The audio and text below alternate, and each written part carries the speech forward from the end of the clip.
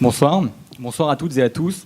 Bienvenue à ce nouveau débat des mardis de l'ESSEC, organisé avec le concours du groupe La Poste et du cabinet d'audit et de conseil Mazars. Ce soir, nous allons parler crise financière, dette souveraine et sortie de crise. Afin d'aborder ces sujets, nous avons le plaisir d'accueillir 3 personnalités aux positions tranchées et divergentes. Monsieur Bouton.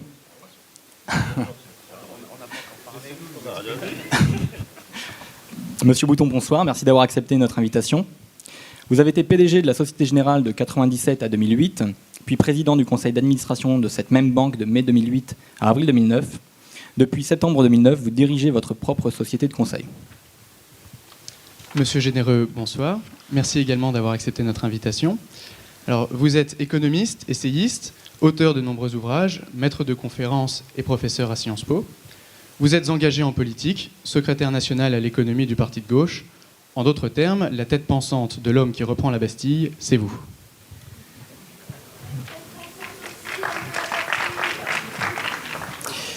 Monsieur Le Pallec, bonsoir, et merci d'avoir accepté également notre invitation. Vous connaissez bien les lieux puisque vous êtes un ancien étudiant de l'ESSEC, il y a quelques années. Vous êtes désormais responsable chez Standard & Poor's de la notation corporate et gouvernement pour les zones Europe, Moyen-Orient et Afrique. Bref, la paire du triple A, c'est vous. Présentons rapidement le déroulé de ce débat. Nous débuterons par une tentative de diagnostic de la crise. Nous tenterons d'en comprendre la nature, les causes, les conséquences. Nous nous arrêterons également sur la recherche de potentiels coupables. Dans un second temps, nous analyserons les différentes politiques proposées pour sortir de cette crise afin de déterminer si réellement les mesures d'austérité, d'assainissement des dépenses publiques prônées par certains candidats sont nécessaires et souhaitables. Peut-être parviendrons-nous à dégager un autre modèle pour sortir de la crise.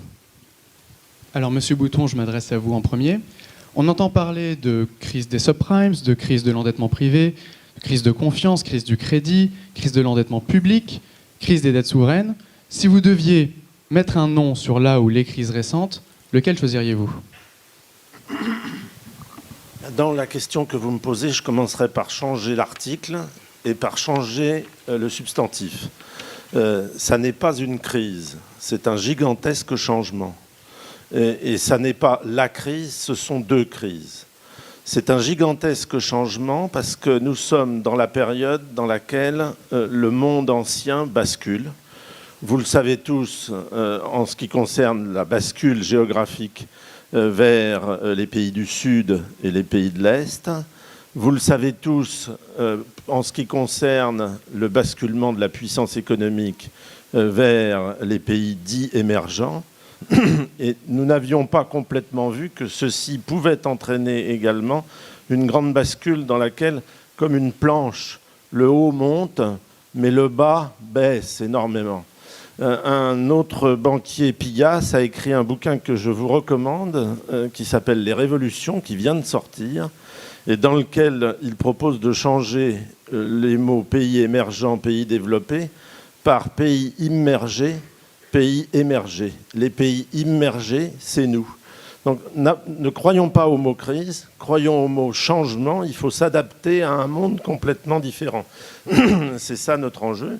Deuxièmement, ça n'est pas la crise, puisque dans ma vision de ce qui s'est passé depuis 6 ou 7 ans, nous avons 2 phénomènes complètement différents, un peu interconnectés, mais pas beaucoup, qui sont premièrement une crise classique financière par excès d'endettement dans un certain nombre de domaines privés, et ça débouche sur l'explosion des subprimes.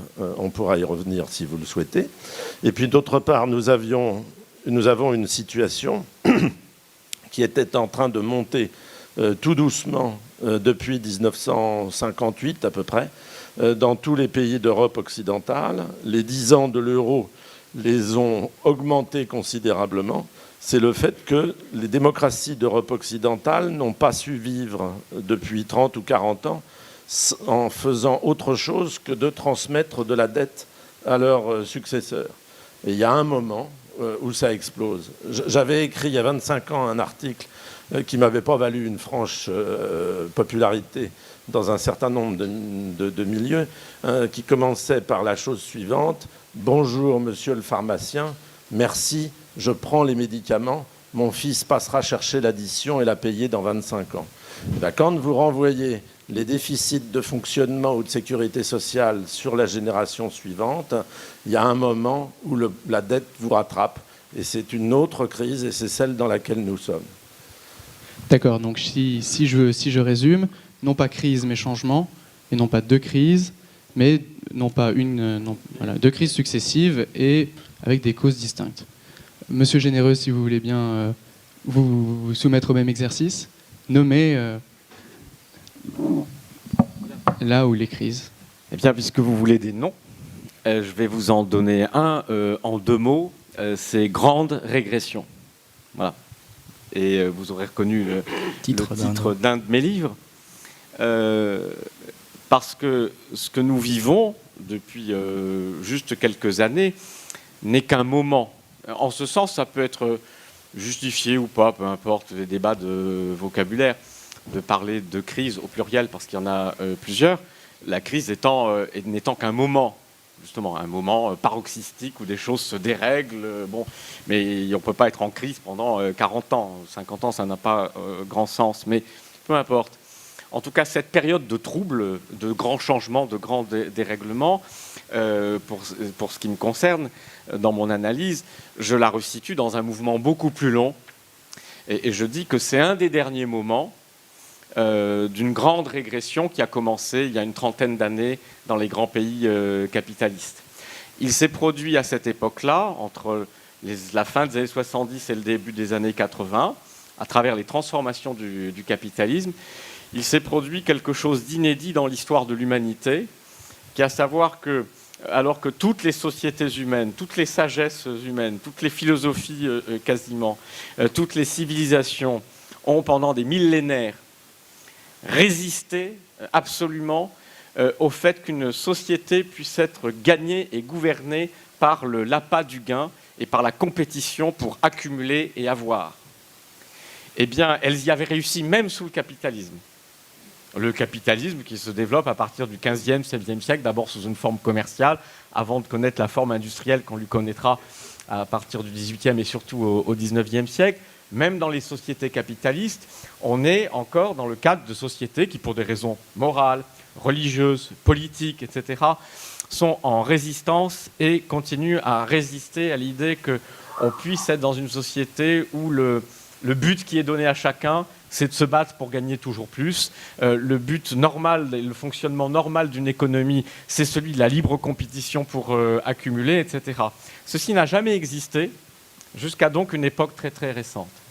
Et c'est seulement donc à partir de la grande mutation, en effet, de la généralisation du capitalisme à l'ensemble du monde et de la déréglementation de la finance qui a effectivement donné le pouvoir aux détenteurs de l'argent, que s'est opérée cette rupture. Mais c'est une rupture, évidemment, qui vient de très loin, parce que ça n'est pas que la déréglementation financière, c'est un mouvement de civilisation et de société qui fait que nous sommes dans des sociétés qui avons accepté ce principe que le moteur de la vie des individus, ça peut être la compétition pour l'accumuler, et que ça peut être aussi le moteur, la chose qui règle le fonctionnement des sociétés. D'accord. Est-ce que vous iriez, grand drame qui est en jeu. Est-ce que vous iriez jusqu'à parler de crise morale, crise civilisationnelle ? Il y a tout ça, c'est-à-dire que nous avons une crise écologique épouvantable, qui est que nous avons, du fait de cette folie de l'accumulation, nous avons fini de nous engager dans un mode de développement qui est absolument insoutenable pour la planète. Nous avons fini, à travers ce culte justement de la réussite individuelle par l'accumulation et la richesse, nous avons fini de détruire la construction sociale des individus par le relativisme intégral qui dit qu'on a le droit de tout dire et on a le droit de tout faire. Le côté, je dirais, au plus libertaire qui n'est pas seulement dans le domaine économie, on achève de détruire la morale et la construction des individus. Bref, il y a en effet une crise morale, une crise économique, une crise sociale, c'est évident, une crise écologique.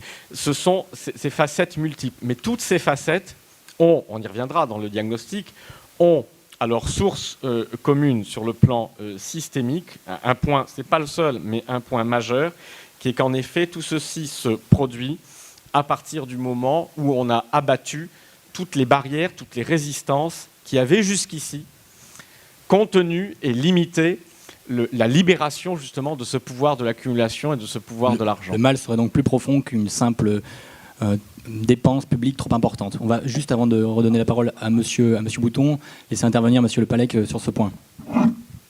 Merci. Je ne veux pas me poser en grand philosophe, et même si je partage beaucoup de points qui ont été mentionnés sur le changement, la période où l'Europe est à la croisée des chemins, où ce qui se passe en Europe va très largement conditionner l'économie de l'ensemble du monde pour les années qui viennent. Je ne partage pas votre analyse sur les causes sociales. Maintenant, je constate avec vous, et je suis d'accord avec vous, sur l'ampleur de la crise et son côté polymorphe. Quelles sont les voies de sortie? On y reviendra. Et puis, je voudrais quand même qu'on revienne sur l'aspect les uns d'un côté, les autres, parce qu'un des corollaires majeurs, et dont on ne parle jamais, de cette déréglementation, c'est qu'aujourd'hui, quand on parle de la dette des États, quand on parle des États émergents, nous sommes tous liés. C'est-à-dire que les gens qui sont dans la salle détiennent indirectement de la dette des États européens, et en même temps, ceux qui nous financent aujourd'hui et dont nous avons absolument besoin sont les mêmes pays émergents dont nous parlions. Cette interdépendance. Il faudra revenir absolument sur ce sujet-là. Vous parlez de désigner des coupables, c'est toujours un exercice très intéressant, mais je crois que la situation est très grave.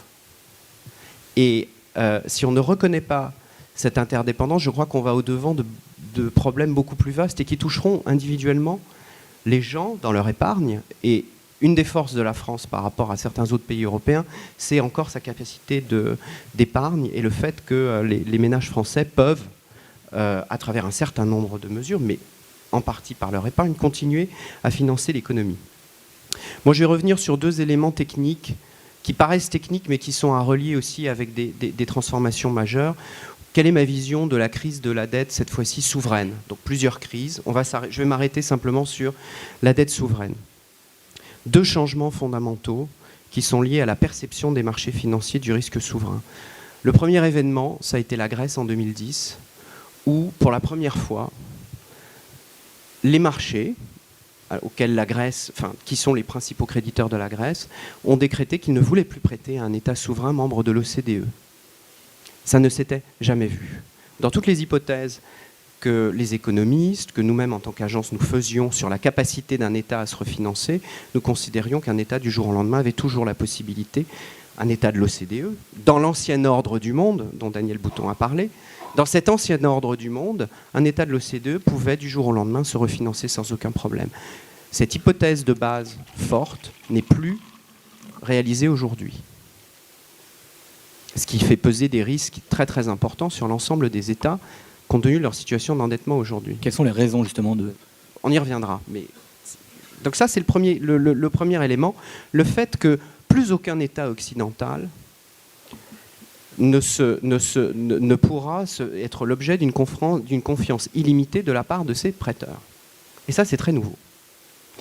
Le deuxième basculement, et c'est un basculement qui a été très rapide de la part des prêteurs, c'est-à-dire de la part des marchés qui n'ont pas forcément vu des phénomènes qui jouaient à plein à l'intérieur de la zone euro à peu près depuis 2004 et qui se sont amplifiés depuis, c'est que ce qui avait été présenté, ce que tout le monde croyait comme étant une zone monétaire avec une solidarité pleine et entière, ne l'était pas. Et que dès lors qu'on avait posé les bases d'une zone économique et monétaire, on n'avait pas suffisamment pris garde à ce que les compétitivités relatives des différents pays ne divergent pas trop. Et ce qui s'est passé pendant 10 ans, à partir de 1999, émergence de l'euro jusqu'à 2010, vous avez eu, notamment dans le sud de l'Europe, mais pas seulement, des États qui ont continué à avoir leur propre politique budgétaire et fiscale, qui ont été laxistes et qui se sont traduites par un déficit de compétitivité par rapport aux États du cœur, c'est-à-dire essentiellement l'Allemagne et un petit peu les Pays-Bas, et qu'à l'intérieur d'une zone économique et d'une zone monétaire unifiée, pour laquelle plus aucun pays n'a la possibilité de l'arme monétaire pour dévaluer et restaurer sa compétitivité, si vous ne maintenez pas votre compétitivité à travers un certain nombre de mesures et de politiques internes, cette zone monétaire n'est pas tenable à terme. Quelle était l'erreur? Est-ce que c'était Vous me demandez, c'est un débat qui va prendre un certain temps, vous me demandez deux phénomènes clés. Le premier, pour n'importe quel État occidental, grosso modo de l'OCDE, se refinancer du jour au lendemain sur les marchés n'est plus une hypothèse qui est remplie, et c'est très nouveau. Donc ça pose un certain nombre de questions et de contraintes au niveau des gouvernements. Deuxièmement, le fait que la zone monétaire européenne telle qu'elle fonctionne aujourd'hui et telle qu'elle est conçue ne peut pas se concevoir sans une convergence de l'ensemble de ses membres vers un niveau de concurrence moyen. Alors après, on peut se poser la question de la légitimité d'une zone monétaire. Ça, c'est autre chose. Mais aujourd'hui, il y a ce problème-là. Et c'est ce qui crée, et c'est ce qui alimente aujourd'hui la crise de l'euro, où j'ai beaucoup de messages positifs, mais en tout cas, pour ce qui est de la stabilité des marchés financiers de la zone euro, ce n'est pas une bonne nouvelle que je vais vous apporter, parce que je pense que ça va être encore long et douloureux et qu'il va y avoir des périodes encore d'anxiété avancée, parce que les marchés ne sont pas, les prêteurs, les marchés sont les prêteurs pour les États, ne sont pas encore convaincus que la zone monétaire européenne fonctionne de manière correcte. D'accord. Monsieur Bouton, auditionné par la Commission des finances en avril 2008, vous déclariez que l'on devait la forte croissance de ces dernières années à la financiarisation de l'économie. 4 ans après, cette financiarisation est souvent pointée du doigt comme une des causes de ces différentes crises. Comment déjà, premier point, vous pourriez définir ce terme de financiarisation, ce processus qui date d'une trentaine d'années et qui s'est accentué, et quelle est votre position aujourd'hui sur ce point type, ce point crucial? D'abord un point de complément du petit portrait que vous avez dressé tout à l'heure. Avant d'être banquier, j'ai été serviteur de l'État. J'ai été en particulier directeur du budget de cette République. À l'époque où nous avions une dette qui était une dette, j'ai commencé à travailler avec 20%. J'ai été directeur du budget à 50 et quelques %. Et je suis en situation aujourd'hui de constater que nous allons atteindre les 100%. Si vous aviez la possibilité de passer, juste qu'on les ait en permanence en tête, la petite page que je vous ai donnée avec les trois graphiques français, simplement pour dire une chose aux jeunes qui sont dans cette salle-là, vous avez devant vous, en ma personne ou en les personnes de ma génération, des gens qui vous ont placé dans la situation épouvantable de devoir répondre à la question qui est le thème de ce débat. Nous avons fabriqué de formidables systèmes de retraite par répartition. Mon beau-père est parti à la retraite avec une magnifique retraite. Il n'avait jamais cotisé dans un système puisqu'il était juste après la guerre. Nous avons fabriqué des systèmes dans lesquels la sécurité sociale est en déficit depuis 1976 ou à peu près, et où nous n'avons jamais exécuté un budget de l'État depuis 1979 en équilibre.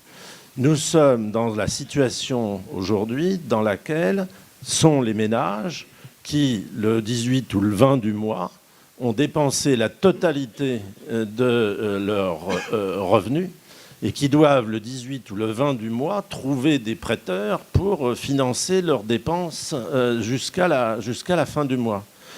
Une fois tous les 15 jours, le lundi après-midi, le Trésor lance des enchères électroniques pour savoir comment est-ce qu'on va passer la semaine. Aujourd'hui, ça va très très bien. Pendant tout un moment, ça va continuer à aller très très bien.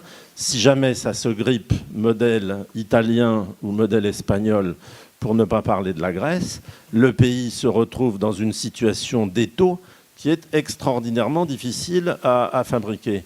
La phrase sur la financiarisation, il faut bien voir le graphique dette brute maastrichtienne qui est là, c'est le fait que nous avons fabriqué une situation dans laquelle, ça c'est la dette de l'État et des organismes publics, mais les consommateurs aussi, la dette totale privée plus publique française atteint 330% du PIB aujourd'hui. Nous avons fabriqué une magnifique économie dans laquelle cette école est financée par de la dette, dans laquelle les ménages achètent leurs scooters, leurs voitures par de la dette. La consommation est financée assez largement par de l'endettement. Et nous avons bien entendu des pyramides de dette sur la zone qui est financièrement la plus dangereuse dans les économies, puisque nos logements sont financés par de l'endettement. Et ne pas prendre conscience de cette situation, c'est probablement fermer un peu les yeux devant la gravité de la situation. Vous ciblez la dépense publique. Non, pas forcément la dépense publique, j'ai dit également la dépense publique et privée, les deux. D'accord. Je cible l'excès de dette. L'excès de dépenses, l'excès de dette, d'accord. Mais vous ne pensez pas que le mouvement de financiarisation de l'entreprise, de l'économie d'ailleurs globalement, et de l'entreprise également, a été une des causes de ces crises successives? S'agissant de la deuxième, de la crise dans laquelle nous sommes, qui est la crise des dettes de la zone euro, la réponse est clairement non. Les financiers, les banquiers, les spéculateurs sont les enfants de la dette publique et non pas le contraire. Des États qui auraient très peu de dette publique auraient déjà réduit de 90% les champs possibles d'intervention des financiers et des spéculateurs. Les banquiers sont nés pour financer les guerres et les dépenses de la cour des différents souverains dans les différents continents. C'est pour ça que cette profession existe. Elle n'est venue à financer des ports, à financer des chemins de fer, à financer des avions, que beaucoup plus tard, elle servait d'abord aux dépenses de cour et aux dépenses de guerre, et on avait en même temps inventé la faillite pour arriver à régler les dettes du roi une fois de temps en temps. Alors, juste une chose, sur la crise des subprimes, deux erreurs que nous avons faites, une erreur privée, une erreur publique. L'erreur privée, c'est le bouquin de Rogloff, This Time is Different, c'est-à-dire, comme dans toutes les bulles, nous avons cru que la financiarisation de l'économie allait nous protéger pour partie du risque, et ça, c'est tout ce qui s'est passé en aval de la fabrication des subprimes. Et puis, deuxième chose qui est une erreur publique et privée, ne pas oublier que les subprimes, tout le système de financement du logement aux États-Unis est un produit de politique publique. Nous ne voulons pas, nous, Congrès des États-Unis ou président Clinton, nous ne voulons pas dépenser beaucoup d'argent public pour financer des logements publics ou aider les gens à acheter des logements par des subventions budgétaires. Donc nous allons inventer une machine à fabriquer de l'or qui va être le financement par la titrisation des créances immobilières. Et à partir de là, l'ensemble de la financiarisation va produire la bulle qui va déboucher sur l'explosion des subprimes. Alors à ce sujet, Monsieur Généreux, vous écrivez dans La Grande Régression, les instruments financiers devraient favoriser un financement adapté et sécurisé d'une économie réelle tendue vers la satisfaction équitable des besoins de tous. Au lieu de cela, ils sont conçus pour soutenir artificiellement une économie insoutenable qui épuise les hommes et les ressources pour satisfaire l'appétit insatiable des plus riches. Oui, bien, même si ce n'est pas vers quoi M. Bouton voudrait tirer les choses, mais on a une part d'accord sur le diagnostic, en tout cas sur ce qu'il vient de dire à l'instant, parce que c'est une évidence. La crise des subprimes, et donc le démarrage de la crise financière, ça ne vient pas du fait qu'il y aurait, par exemple, en Grèce, trop de dépenses sociales, ou en France, trop de dépenses publiques. Il faut quand même de temps en temps le rappeler, parce qu'on a l'impression que, quand on parle aujourd'hui de la crise ou des crises, on ne parle plus que de la crise des finances publiques en Europe. À l'origine, quand même, on va en parler tout à l'heure, mais il y a une crise financière qui nous vient pour une bonne part, en effet, de la crise des subprimes aux États-Unis. Et cette crise des subprimes, c'est quoi? C'est, en effet, ça a été assez bien décrit, c'est une politique publique qui est au service du capitalisme américain et non pas au service de l'intérêt général de la nation américaine. C'est la transition qui s'est opérée partout dans le monde capitaliste depuis 30 ans, c'est-à-dire que les politiques publiques qui autrefois faisaient un peu de la résistance se sont mises entièrement au service des intérêts en effet du système et des intérêts du capital et des détenteurs d'argent. Et donc, plutôt que, comme on le faisait autrefois dans les 30 Glorieuses, d'avoir des politiques publiques de logements sociaux, d'avoir des politiques de partage des gains de productivité qui permettaient aux ouvriers américains comme aux autres d'avoir des salaires qui progressaient rapidement, ce qui fait qu'au lieu de se surendetter pour vivre décemment, ils vivaient décemment grâce à leur travail. Une rupture s'est opérée, et alors elle a été particulièrement violente aux États-Unis, où on a vu le pouvoir d'achat des travailleurs, et notamment des bas salaires, s'effondrer, les politiques sociales au niveau des dépenses également dégringoler. Et le résultat, c'est que comme c'est un système qui a quand même besoin que la masse des gens continue à dépenser, continue à se loger, c'est que l'échappatoire, ça a été le surendettement privé. Bon. À ceci s'ajoute, vous voyez bien, le lien, donc première base, qui est la première base de toutes les crises du capitalisme, exactement comme Marx les avait décrites au XIXe siècle. C'est-à-dire la surexploitation du travail, la sous-rémunération du travail, qui n'est pas soutenable dans un système qui, par définition, repose pour sa croissance sur le fait que la masse puisse continuer à soutenir la demande aux entreprises. C'est lié au nouveau partage de la valeur ajoutée en la défaveur des salariés ? Exactement. Et le deuxième élément qui fait la dimension de cette crise-là particulièrement, c'est la déréglementation financière, mais qui, là, encore une fois, n'est pas du tout le fait d'un complot des banques ou de quelques clubs de spéculateurs, qui est un choix délibéré des politiques publiques.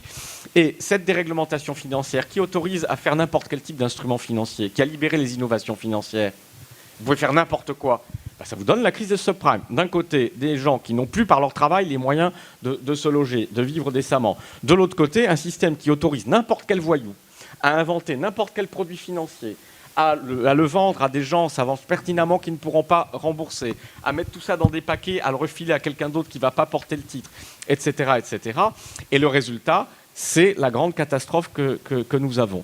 Et vous avez, à travers ça, c'est comme une espèce de cas d'école, voilà, pour des étudiants, c'est parfait, des cas d'école du dysfonctionnement et de la contradiction fondamentale du capitalisme. Si vous ne partagez pas plus équitablement les richesses pour que la masse, par son travail, puisse se loger, puisse accéder à la santé, à une retraite décente, puisse dépenser, puisse investir, ce système ne peut pas tenir. Si dans le même temps, vous avez la folie de dire à ceux qui jouent avec l'argent qu'ils ont la liberté totale de faire ce qu'ils veulent, eh bien, ils font, comme toujours, des jeux spéculatifs qui parfois sont gagnants pour les uns, parfois perdants, mais accumulent toujours des bulles énormes qui, lorsqu'elles éclatent, évidemment, engendrent des catastrophes économiques et sociales. Monsieur Le Pallec, en tant qu'acteur de cette finance dérégulée, pensez-vous que les innovations financières de ces 30 dernières années, les évolutions financières ont été positives, ont permis de diluer le risque, de diversifier le risque, ou au contraire, ont été génératrices de bulles et de crises, évidemment? Je le pense. De toute façon, il est intrinsèque. Le phénomène de boom and bust en anglais, de phase d'expansion et ensuite de bulles qui éclatent, est intrinsèque au capitalisme. Alors, on peut décider de se placer en dehors, mais c'est comme ça que, puisque vous avez constamment ce va-et-vient entre innovation financière, déréglementation, et comme on le voit aujourd'hui, un retour de balancier vers contrainte du crédit, restriction du crédit, et je pense qu'on va y revenir, parce que dans la deuxième partie, vous voulez qu'on parle des projets, de l'avenir. Il va falloir négocier de manière extrêmement attentive le passage dans lequel nous sommes, où on peut peut-être arrêter le système, mais il va falloir en sortir, il va falloir continuer à alimenter les entreprises, à ce qu'elles puissent se financer pour créer des emplois, et pour faire que, Dieu merci, l'économie européenne s'en sorte et qu'elle évite une récession en double creux. Donc, je ne porte pas... Après, on peut se placer au niveau du domaine moral, mais là, pardonnez-moi, moi je ne me place pas de ce point de vue-là. Soit on est dans le système, soit on ne l'est pas. Mon point de vue, c'est qu'aujourd'hui la situation est grave et que ça concerne tout le monde. De vouloir dire, d'opposer les marchés, qui croyez-vous que sont les marchés aujourd'hui avec un M majuscule? Ce sont des gens qui gèrent des actifs pour des investisseurs institutionnels qui sont des banques, des compagnies d'assurance et le placement, encore une fois, de tout un chacun, des fonds de pension. Donc, moi, je veux bien qu'on continue à raisonner dans l'absolu en disant que non, mais il y a des responsables ici et là, on parle de choses qui ne nous affectent pas, encore une fois, et on peut le regretter. La financiarisation, disons que cette financiarisation que vous appelez a contribué à créer, à donner la possibilité à des organismes tels que des compagnies d'assurance, des banques, des fonds de pension, d'aller acheter des actifs dans n'importe quel pays de la Terre, sur n'importe quel émetteur, et qu'aujourd'hui, c'est tout un chacun dans cette salle qui est détenteur d'une part de cela. Et qu'il a une partie liée dans ce qui est en train de se passer. Donc les acteurs ne font que ce que le système les laisse faire, c'est ça que vous dites? Non, alors après... Donc, il y a ce constat-là. Ensuite, il y a comment sont régulés quelle est la place de la réglementation, quelle est l'éthique. si l'on veut. Et là, il me semble qu'aujourd'hui, c'est entamer une phase profonde qui va durer pendant un certain temps, encore une fois, de réréglementation, de réarbitrage et probablement de phase d'adaptation, notamment en Europe, qui va passer par des taux de croissance faibles pendant assez longtemps et avec une finance qui va être vraisemblablement, qui va avoir un degré de développement très limité par rapport à ce qu'il a été précédemment. Maintenant, vous dire si sur la durée, ça aura été bénéfique ou pas, moi je pense, mais ça c'est personnel. D'accord. Toujours sur cette partie de recherche des coupables, en tout cas des causes, des responsables de cette crise, on a vu que les banques, depuis une trentaine d'années, avaient eu une évolution assez particulière, notamment du fait de la désintermédiation. On est passé à un capitalisme actionnarial. Les entreprises se financent de plus en plus sur les marchés, de moins en moins par les banques. Est-ce que les banques sont devenues moins des financeurs de l'économie, Monsieur Bouton, mais plus des acteurs de marché? Deux choses. La première, c'est il faut bien avoir en tête le fait que philosophiquement, moralement et politiquement, dans toute crise, il y a besoin d'y avoir un bouc émissaire. L'opinion publique, depuis à peu près 3000 ans, n'accepte pas que la peste, le choléra ou la crise n'est pas un coupable. Et ce coupable, il faut le brûler. Aujourd'hui, politiquement ou moralement, il y a 500 ans, autrement. Je vous renvoie au livre de René Girard, qui est complètement fondamental là-dessus, qui s'appelle Le bouc émissaire, et qui est essentiel, je crois, pour comprendre votre question.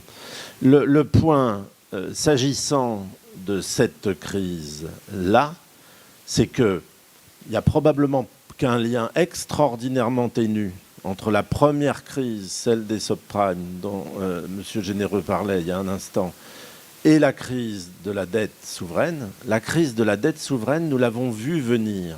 Je citais un article que j'ai fait en 99. Les mêmes ont été faits. Le rapport de Pébro, il date de 2005. Le bouquin de Jaffray, Le jour où la France fit faillite, il date de 2006. Nous avons vu inexorablement monter le risque.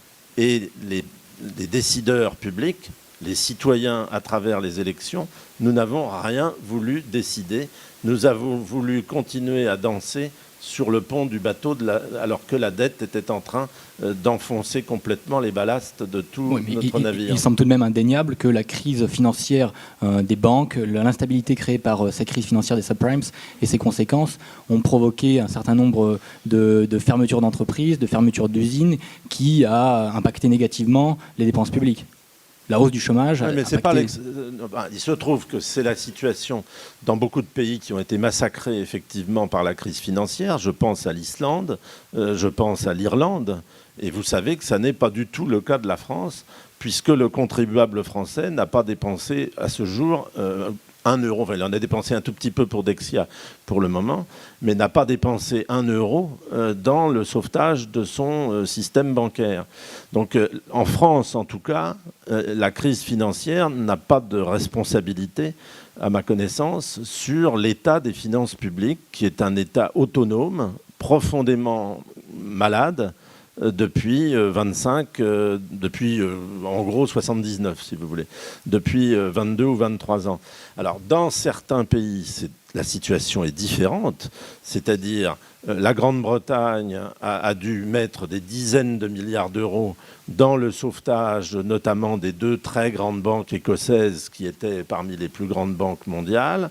L'Espagne est dans une situation extrêmement difficile pour des raisons qui n'ont rien à voir. Une bonne politique de finances publiques pendant des années, des grandes banques extraordinairement solides par ailleurs, mais une bulle immobilière d'une taille absolument gigantesque qui a fait sauter toutes les petites banques locales et pratiquement toutes les caisses d'épargne parce que leur système de décision était un système de décision n'accordant pas suffisamment de place à l'analyse du risque et au long terme. Et c'était des banques de clientélisme assez grands. Et voilà, à mon avis, des situations profondément différentes suivant les pays.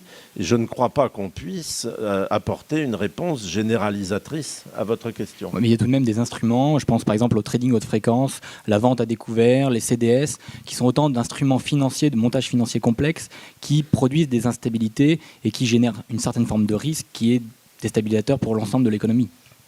Là, vous venez de prononcer trois mots. Sur chacun des instruments, il faut apporter une réponse différente.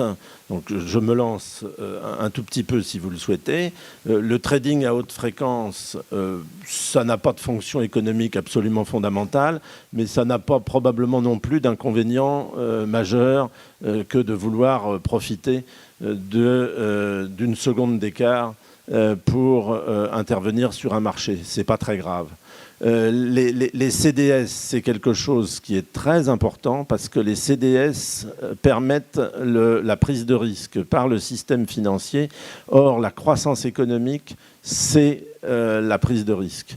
Le CDS qui permet à un banquier de prêter 100 tout en ne prenant qu'un risque de 25, voire qu'un risque de 5, est une mécanique qui est tout à fait agréable, à mon avis, pour le financement de l'économie.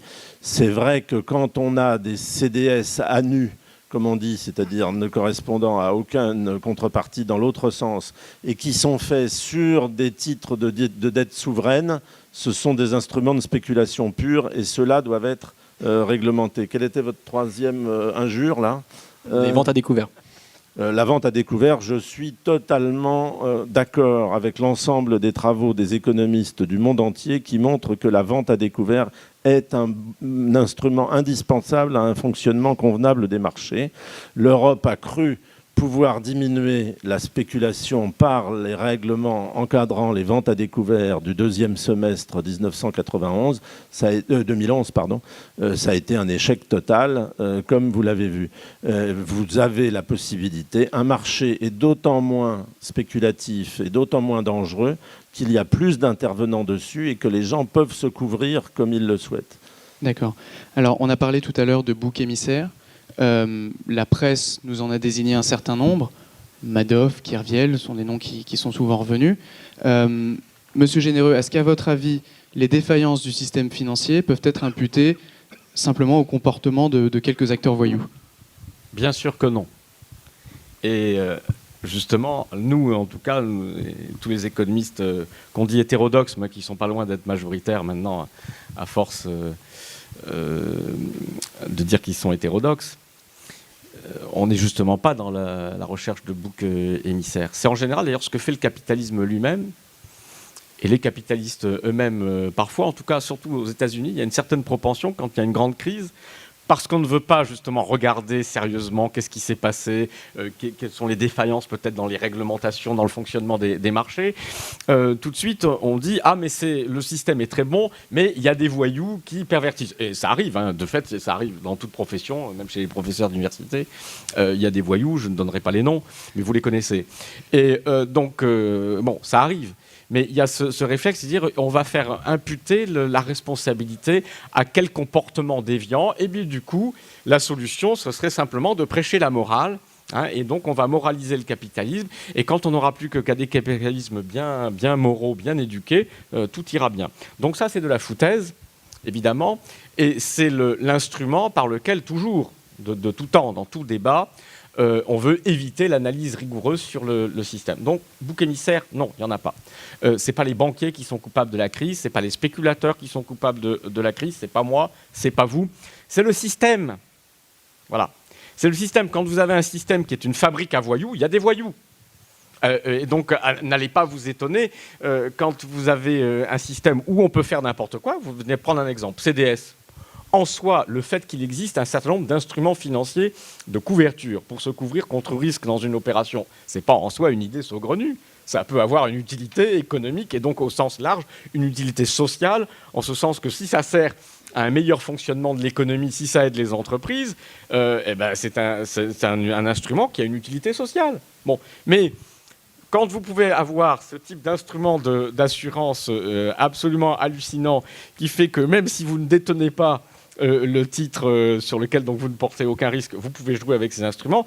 Eh bien, c'est ce qu'on a fait avec les CDS sur la dette publique. C'est exactement comme si on vous donnait le droit de vous assurer sur la vie, mais pas sur la vôtre, hein, sur la vie de votre pire ennemi, de votre patron ou de votre rival en politique, par exemple, ou vous assurer contre l'incendie de la maison de vos voisins.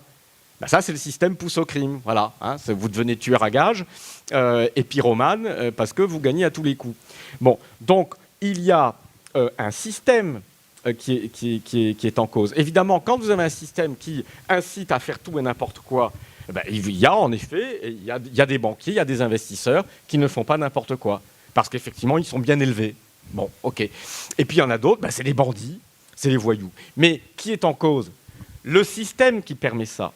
Donc c'est au système lui-même qu'il faut s'attaquer et c'est lui qu'il faut réformer. Une observation, puisqu'on est sur la manière d'aborder le débat, justement. Donc nous disons pas de bouc émissaire. Regardons ce qui dans le système marche et qui doit être conservé, ce qui ne marche absolument pas et donc qui doit être détruit pour passer à un autre système. Mais également, quand vous disiez, monsieur Le Pallec, tout à l'heure, à la question, est-ce que la financiarisation, finalement, est bénéfique ou elle a un certain nombre de responsabilités dans les difficultés que connaissent nos sociétés aujourd'hui? Votre réponse, c'est finalement, moi, je pense que c'est bénéfique. Voilà. En précisant que, on peut éventuellement ne pas être d'accord, mais vous, personnellement, vous pensez, voilà, c'est personnel. Le problème, c'est que vous avez le droit d'avoir évidemment une opinion personnelle, mais les opinions dans un débat ne présentent en soi aucun intérêt. Il faut démontrer les choses, il faut prendre une position argumentée. Et ça, je ne sais pas une attaque personnelle, hein, c'est juste je rebondis là-dessus parce que ça me fait penser à l'observation que je faisais tout à l'heure sur justement un des éléments de la crise morale, le relativisme. Il y a des sujets sur lesquels on peut avoir des opinions. Alors vous avez la vôtre, j'ai la mienne. Puis comme on est des gens bien élevés, bien on respecte l'opinion d'autrui. Et puis voilà, on a fait un débat. Et oui, mais ça ne peut pas fonctionner comme ça quand on parle des sujets publics et de politique publique. Voilà. Il y a quelque part des vérités et des mensonges. Il y a quelque part des erreurs. Ou des choses sur lesquelles on peut s'entendre. Donc, sur la question on en parlera après dans le débat, mais sur la question des effets bénéfiques de la financiarisation, bien là, on a pris des exemples.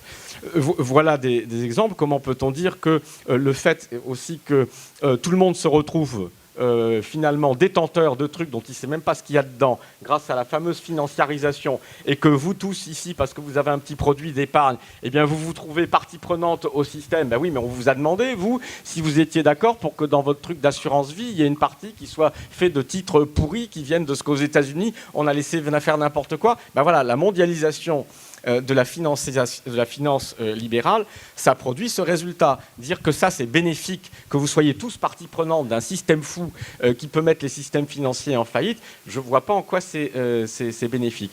Donc, il faut faire la critique sur la base, justement, d'un débat argumenté. Donc, pardon, je n'ai peut-être pas répondu directement à votre interrogation, mais en tout cas sur la question du bouc émissaire. Mais ce qui va être intéressant, maintenant qu'on est dans le principe de réalité, c'est que vous allez nous expliquer, quand on est encore la 6e économie mondiale et qu'on est dans un système ouvert, comment est-ce qu'on sort de tous ces problèmes et que on en parlera là, ça va être très intéressant. On va aborder ce point-là.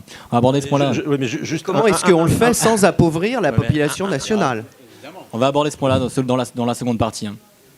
Pardon, je ne sais pas, madame intervient. Oui. Je ne vous entends pas. Mais le point fondamental, c'est regarder la courbe de progression de la dette. Repassez-la au cas où on l'aurait oublié. Comment voulez-vous qu'on évite que les marchés financiers prennent un pouvoir absolument gigantesque quand il faut, le lundi, tous les 15 jours, dans l'après-midi, demander aux marchés financiers de bien vouloir nous permettre de payer nos médicaments, les fonctionnaires qui travaillent dans l'éducation nationale, ou tout simplement pouvoir rembourser la dette accumulée antérieurement. Mais excusez-moi, mais si M. S'il vous plaît, Breton prend la s'il vous plaît. parole, Pardon. on peut répondre. vous aurez la possibilité de poser vos questions à la fin du débat. S'il vous plaît.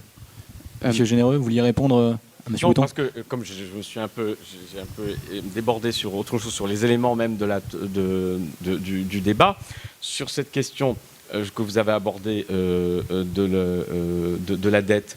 du pourquoi de la crise de la dette. Là aussi, justement, il faut éviter absolument, et il y a souvent une tendance à vouloir mettre, à cause de la recherche justement du bouc émissaire, selon qu'on ait de telle ou telle inspiration, à vouloir mettre en avant prioritairement telle origine particulière plutôt que telle autre. Ce que vous n'avez pas fait en évoquant une multitude. Mais alors, allons au bout de la multitude, justement, de ces origines de la crise de la dette, même si après on peut minimiser telle ou telle. Alors, on ne peut pas dire, ça c'est une question de fait, on ne peut pas dire que la crise financière privée n'ait aucune incidence sur la crise de la dette. Ça, c'est faux. Bon. Puisque même dans le cas de la France, toutes les analyses d'organismes économiques et statistiques sur cette question, l'enquête de la Cour des comptes sur l'origine du gonflement exceptionnel de notre dette publique depuis 2008, montre que le simple fait du ralentissement économique général provoqué par cette crise financière contribue en partie à l'aggravation de la dette publique. Donc c'est une partie, il ne faut pas dire que c'est... La crise vous avez raison, la crise de la dette publique, elle a des origines plus profondes et anciennes, mais on ne peut pas dire que la crise économique, la simple récession déclenchée à la fois par la crise initiale, par tous les plans d'austérité qu'on impose, soi-disant, pour sauver les États, alors qu'on les plonge encore plus dans une crise des finances publiques, tout ceci contribue à la crise des finances publiques, à son aggravation. C'est un élément. L'autre élément, là vous avez raison, c'est que ça fait longtemps qu'on a commencé, malheureusement, de ne pas financer les dépenses publiques par des ressources publiques équivalentes à chaque fois que cela est nécessaire. Mais très gros point d'accord entre nous. Oui. Bon, mais alors attendez, il y a deux manières de dire qu'il y a un déséquilibre entre les dépenses et les recettes. C'est celui qui consiste à dire donc c'est qu'on a trop dépensé. Et l'autre qui consiste à dire, donc, c'est qu'on a arrêté de prélever les ressources qui permettaient de faire ces dépenses. Or, ça, c'est la réalité. Et c'est la réalité statistique et historique depuis plus d'une vingtaine d'années dans les grands pays capitalistes, et singulièrement dans beaucoup de pays européens, sauf quelques-uns, qui, justement, ont creusé délibérément des trous. Donc, vous parlez des trous de la sécurité sociale, mais il n'y a pas de trous de la sécurité sociale si vous prélevez les cotisations normalement. On a cessé de creuser ces trous délibérément. On a cessé de rendre l'impôt aux gens qui le payaient. La Cour des comptes vous dit que pour un seul pays comme la France, vous avez entre 150 et 170 milliards par an de ressources fiscales perdues du fait de toutes les niches, exceptions fiscales, etc. Donc il y a eu des politiques publiques délibérées d'assèchement des caisses de l'État, et donc qui provoquent, comme dans le même temps ce sont des gouvernements évidemment qui n'ont pas tout à fait le courage de commencer tout de suite par les coupes claires dans les dépenses publiques et sociales, vous avez une longue période d'accumulation de déficits, de dettes, et donc d'une dette excessive. Dans quel but? Et je termine là-dessus. Dans le but tout simplement que quand vous avez à réformer des sociétés qui sont habituées à des services publics et à un certain haut niveau de protection sociale et d'intervention de l'État et de solidarité, et donc qui n'ont pas envie forcément de passer au modèle néolibéral de l'État minimum, vous ne pouvez pas attaquer d'entrée de jeu sur les dépenses sociales et publiques. Donc il faut une longue période, c'est celle que nous avons vécue, une longue période de préparation des esprits et des mentalités qui consiste justement à les faire vivre en déficit, à les faire vivre en état de dette de plus en plus importante. Et peu à peu, on arrive à installer l'idée qu'en effet, nous sommes dans des pays qui vivent au-dessus de leurs moyens, que décidément, ça n'est pas possible. Et il y a un moment où, en effet, ça devient vrai, ce discours. Si vous financez vos dépenses de santé uniquement par l'endettement. Et on est d'accord sur le fait que c'est maintenant. Ah oui, absolument. Mais là, on ne va pas contester des chiffres. Quand on arrive à un moment où on a mis les gens dans une situation où, en effet, on va dire, mais on vit au-dessus de nos moyens, c'est plus possible. Et donc, comme on a réussi à le faire, eh bien, on peut enfin les terroriser pour leur dire, eh bien, la solution, c'est quoi? Ah, ben, c'est pas de faire rentrer les ressources publiques et ressources fiscales qui vont permettre d'assécher la dette et de financer les biens publics. Non, c'est de faire des coupes dans vos dépenses de santé, dans les dépenses sociales. Vous aurez bien des assurances privées pour y subvenir, et ainsi de suite. Donc voilà ce qui s'est passé. Et voilà une des sources profondes, en effet, et lointaines de la crise de la dette. D'accord, donc plutôt que trop de dépenses, pas assez de recettes. Alors, merci. Dans la mesure où nous avons monsieur Le Pallec, nous devons aborder la question des agences de notation. Est-ce que vous pourriez nous expliquer en quelques mots le rôle, quel est votre métier, quel est le rôle des agences de notation et sur quelle légitimité vous basez votre action? Alors le rôle d'une agence de notation, il est très simple, c'est de donner aux investisseurs une indication sur leur probabilité d'être remboursés à terme quand ils investissent dans un prêt, qu'on appelle un prêt obligataire. Donc ça n'a rien à voir avec la valorisation des actions, ça n'a rien à voir avec tout ça. Quand vous avez un État, une entreprise, une banque qui émet un emprunt sur les marchés financiers, pour que les marchés financiers puissent correctement tarifer le coût du risque, ils se fondent sur un certain nombre d'éléments, dont la notation, qui donne la capacité d'être remboursé à terme. D'accord. C'est uniquement ça. Mais alors, Donc, l'importance de la notation va être immédiatement le corollaire de l'importance du financement par les marchés eux-mêmes. Plus d'accord. il y a de financement bancaire, moins c'est en direct, c'est-à-dire plutôt un financement qu'on va appeler intermédiaire. Ça va être fait par les banques. Plus les marchés financiers sont importants, plus la notation va être importante, puisque vous avez une multitude d'intervenants qui vont se référer à un certain nombre d'indicateurs, dont la note. D'accord, dont la note. Mais il y a un autre indicateur qui est, peut-être que certains connaissent, qui s'appelle les spreads, qui donne déjà une certaine indication sur le risque de certains actifs. Quelle plus-value apportez-vous par rapport au spread ? Alors les Plus-value spreads d'information, sont ce qu'on appelle un indicateur de marché, donc ils sont dérivés directement de l'observation des marchés financiers à l'instant T. Donc les spreads vont vous donner une indication de l'anticipation par le marché du risque de défaut d'un émetteur, subordonné à des considérations de court terme.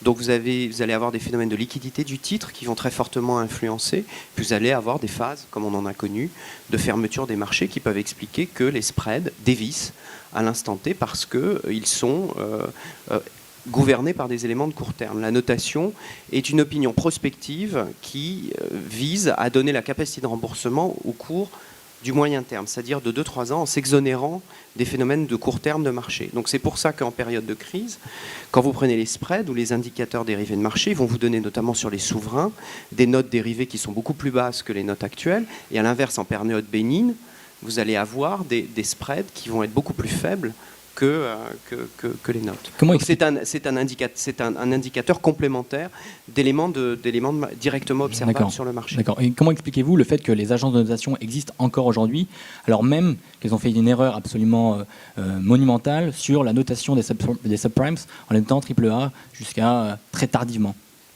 Alors sur les subprimes, vous parlez d'instruments titrisés qui reposent sur un certain nombre d'hypothèses. Les hypothèses que nous avons faites à l'époque ne se sont pas avérées. Quand vous émettez des opinions sur l'avenir, vous vous fondez sur un certain nombre de modèles et sur un certain nombre d'hypothèses. Et nous nous sommes trompés, parce qu'on pourrait revenir dans le détail, le comportement du consommateur américain dans la crise des subprimes a été complètement différent de ce qui avait été observable historiquement jusqu'à présent. C'est-à-dire qu'au lieu de faire défaut sur... S'il vous plaît. S'il vous plaît, vous pouvez intervenir à la fin du débat. Au lieu de faire défaut, si vous voulez, les modèles tournaient en partie sur des hypothèses qui partaient du fait que l'emprunteur américain allait en priorité rembourser son emprunt hypothécaire, son crédit immobilier. C'est pas ce qui s'est produit. Il a fait défaut dessus, il a gardé l'abonnement sur le portable, les crédits à la consommation. Donc vous avez eu des hypothèses qui ont été fausses, on l'a reconnu. Est-ce que je peux intervenir dans l'autre sens ? Il y a eu une erreur systémique qui a été faite par les financiers, les agences de notation, les banques commerciales, les émetteurs de prêts immobiliers, qui est le fait que nous n'avons pas vu que la machine à titriser, la machine à rehausser le niveau de crédit d'un certain nombre d'instruments. Les ratings très élevés qui étaient donnés à certains instruments allaient rétroagir sur le comportement des gens. Et ce qui s'est passé sur les années précédant l'explosion de la crise des subprimes, c'est que on a délivré des crédits de plus en plus nombreux à des emprunteurs qui, à la base, étaient de moins en moins bonne qualité. Et on rehaussait par enfin c'est pas nous, mais c'est les banquiers américains, rehaussaient par des mécanismes compliqués, et on ne s'apercevait pas que plus on fabriquait de l'or en haut, plus ce qui était tout en bas n'était vraiment pas de l'or, pour employer un autre mot. Et au bout d'un moment, la réalité de ce qu'il y a dans le tuyau finit par être véritablement perceptible par tout le monde. Et le drame des bulles financières, c'est qu'on s'aperçoit toujours tard et violemment du fait qu'on a mis trop de trucs dans le tuyau. Et c'est ce qui nous a explosé à la figure à l'été 2007. Donc ça, c'est la situation sur les subprimes. Au-delà des subprimes, si vous prenez la titrisation, ce qu'on appelle les financements structurés, l'ensemble des notes, même intégralement ce qu'on émet en Europe sur les instruments de titrisation traditionnels, et même sur ce qu'on appelle les crédits immobiliers aux entreprises, qui sont les crédits commerciaux, qui sont un domaine un peu plus volatile que les crédits des particuliers. Il n'y a pas eu de mauvaises expériences comme il y a eu sur les subprimes. Après, notre légitimité, nous la tirons directement de la confiance que nous font les utilisateurs, c'est-à-dire les investisseurs. Demain, si les investisseurs considèrent que nous ne sommes plus une légitime opinion qu'ils peuvent utiliser dans leurs décisions, on disparaît. D'accord. Il y a un... Merci. Oui, monsieur Généreux, une seconde. Oui, alors juste simplement pour introduire votre réaction, vous êtes membre d'un parti qui a déclaré la guerre, on peut peut-être utiliser ce mot-là, contre les agences de notation qui campent devant les bureaux de monsieur Le Pallec. Est-ce que c'est un symbole ou est-ce que vous leur reprochez vraiment? Oui, non, c'était sympathique. Ah bah oui, bien sûr. Mais Résistance. Voilà. Mais en fait, on n'a pas déclaré la guerre aux agences de notation. Simplement, les agences de notation sont un instrument. On va en parler. Je vais dire exactement ce que j'en pense.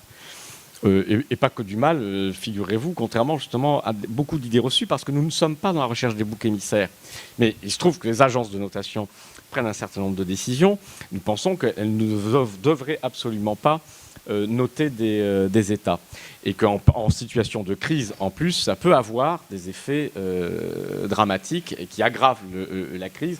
Et donc, il serait sain qu'elles s'abstiennent de le faire, quoi qu'on leur interdise. Donc évidemment, puisque nous sommes dans une période de crise et que nous avons notamment un pays frère en Europe, la Grèce, qui est accablé par cette crise, mais accablé plus encore par le traitement qu'on lui inflige au nom d'une logique imbécile d'austérité qui ne réglera rien, il est évident que quand vous avez une instance, notamment celle des agences de notation, qui participent à ce système, qui ne sont pas responsables du système, mais qui sont aussi le symbole de cette capacité que l'on laisse à la finance de noter les États, d'avoir prise sur les politiques publiques et sur le destin des peuples, c'est normal de se saisir de ces endroits pour protester. C'est pas tant dire pour le symbole, donc. Contre, mais laissez-moi terminer, pardon. Quand vous endettez, vous êtes à la main de vos créanciers. C'est pas nouveau. Calmez-vous, je vous attaque pas. Je sais bien, mais ça me paraît un déni de réalité totale. Mais je n'ai encore rien dit. Donc le jour où vous êtes à 200% d'endettement, vous gagez votre richesse nationale à 200%, que ce soit vos créanciers qui fassiez la loi, ça me paraît. On n'est pas des révolutionnaires, c'est la révolution par les urnes. On ne va pas vous frapper. Et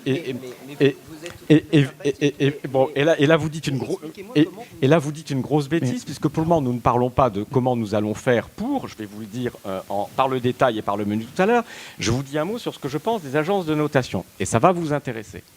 J'espère, parce que c'est votre métier.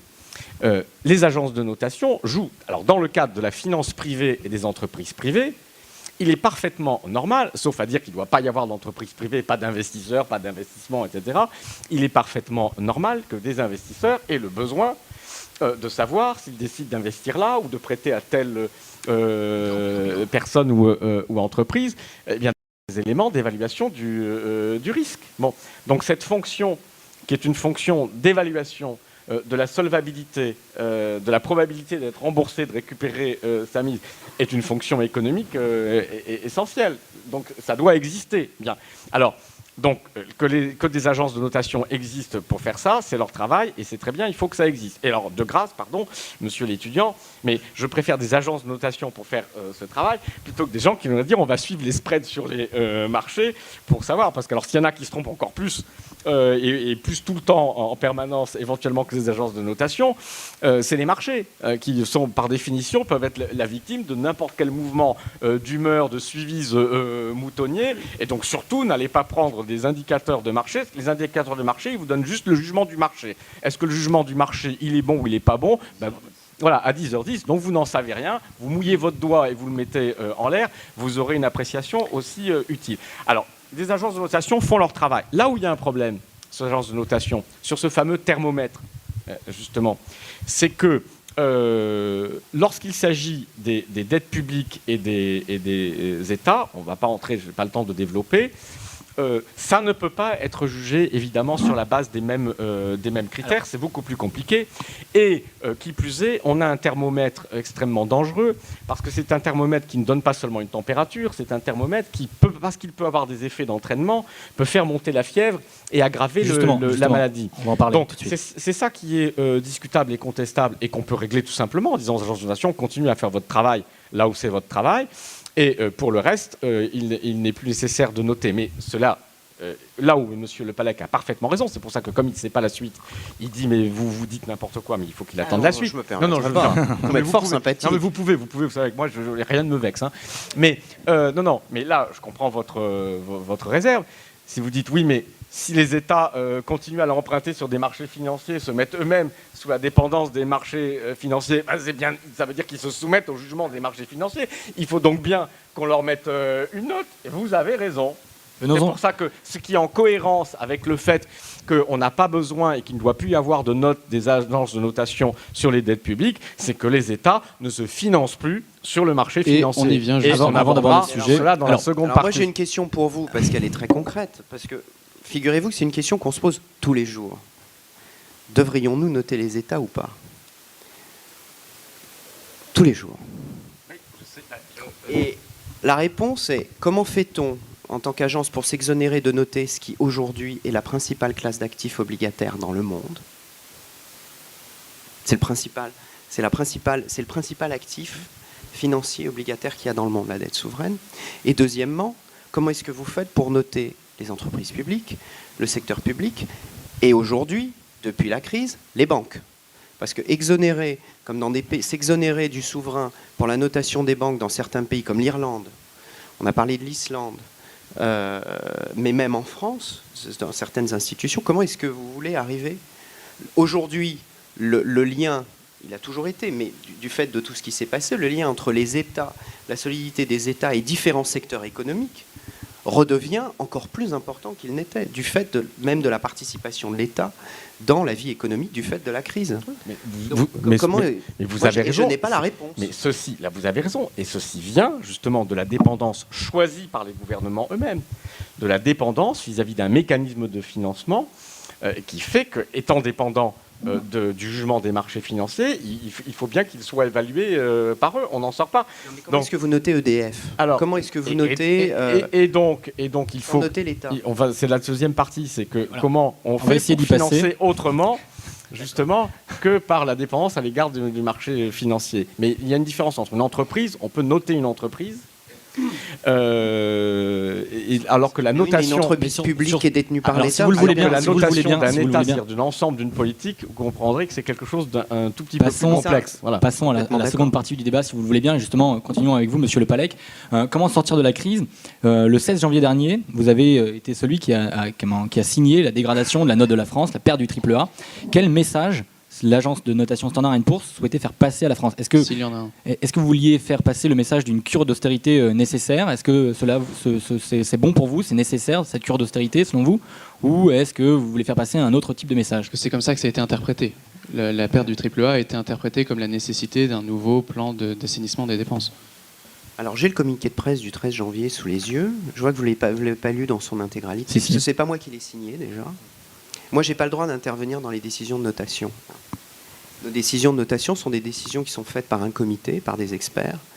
Moi, je gère l'activité européenne de Standard & Poor's. Je n'ai aucune prise sur ces décisions-là. C'est à moi de nommer les responsables et de faire en sorte qu'ils se réfèrent à la réglementation, puisque nous sommes réglementés, et à nos règles internes pour que tout soit effectué selon les règles de l'art. Donc, ce n'est pas moi qui l'ai signé. Deuxièmement, si vous l'aviez lu un peu plus dans le détail, vous auriez vu que sur le point justement de la politique d'austérité, il y a un paragraphe qui dit que la voie pour l'ensemble de la zone euro va être extrêmement étroite, puisqu'elle va consister à redresser les situations de l'endettement public, tout en maintenant le niveau d'activité et en évitant une récession en double creux. Et que justement, les politiques qui étaient envisagées dans un certain nombre de pays n'étaient que des politiques uniquement d'austérité et que c'était probablement la meilleure solution d'aggraver la situation, mais que la voie était très étroite.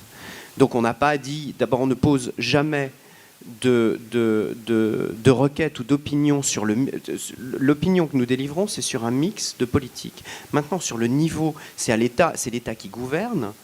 C'est lui qui détermine le niveau de prélèvement, comment il finance. Après, nous voyons si c'est quelque chose qui a un sens au regard de nos critères. Donc, est-ce que ça a un sens pour ses créditeurs? Donc, on regarde la position extérieure. On regarde, est-ce que ça a un sens au niveau ce qu'on appelle la politique monétaire? Est-ce que la politique économique a un sens? Est-ce que la situation fiscale a un sens? Et il y a un risque politique, finalement, qui est attribué pour déterminer la note des souverains. Mais donc, nous avons mis en exergue, dès ce communiqué de presse, la voie extrêmement étroite à laquelle étaient confrontés les gouvernements européens, puisque aujourd'hui, face à un assèchement du crédit qui est massif, pas en France, mais en Italie, depuis le début de l'année, il n'y a plus de financement pour les entreprises. Aujourd'hui, qu'est-ce qui tient l'économie européenne? Ce sont ces mêmes entreprises qui se sont adaptées très très vite pendant la crise, qui ont relativement bien réagi, probablement mieux réagi d'ailleurs ce que nous-mêmes on envisageait au début de la crise. Maintenant, aujourd'hui, les entreprises, elles ont besoin de financement pour continuer à générer des emplois.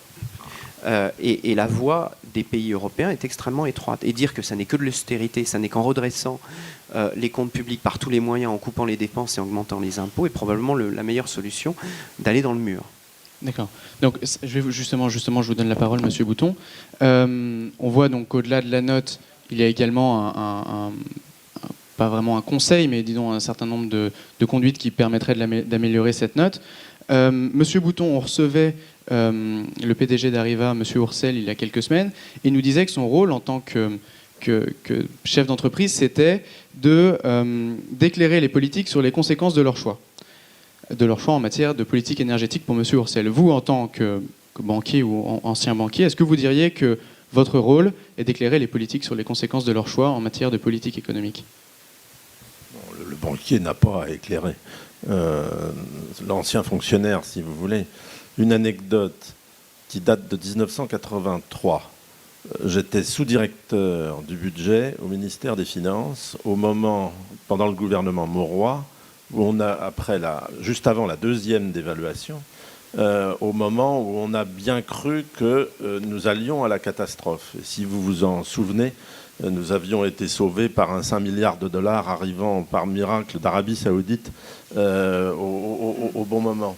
Eh bien, je préfère très nettement discuter avec des agences de notation que de me retrouver dans mon bureau du ministère des Finances en 1983, interrogé par une équipe du Fonds monétaire international, dirigée notamment par un Italien, je m'en souviens très bien, qui me passait à la moulinette des questions sur tous les éléments de politique publique. Comment vous faites pour couper de 500 millions là?